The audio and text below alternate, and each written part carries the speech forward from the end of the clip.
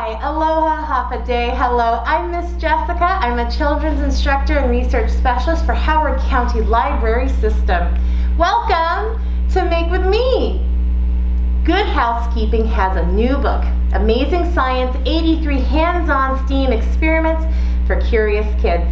This book was written for an audience of ages 7 to 12, but I would say the reading level is probably for 4th graders and up.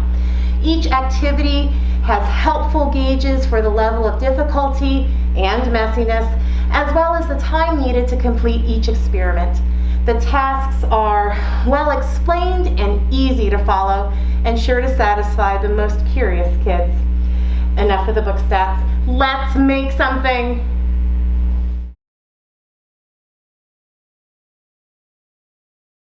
On page 56, we're going to make some fish float.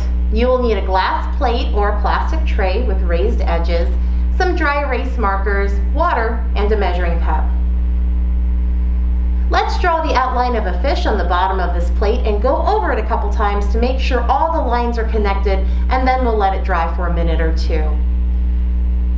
Next, let's fill our measuring cup up with some water and carefully pour it into our dish, being careful not to pour the water directly onto our drawing or making any big splashes.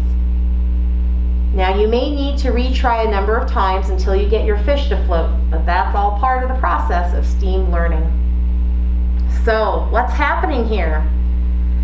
Well, the ink in the dry erase markers is engineered to be slippery, and it's made with a chemical that causes it to release easily from surfaces.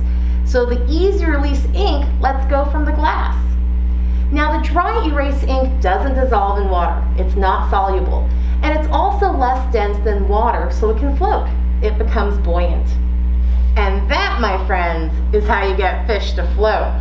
Good Housekeeping's Amazing Science book is just one of the many STEAM experiment books that HCLS has to offer. Here are a few more your family might enjoy.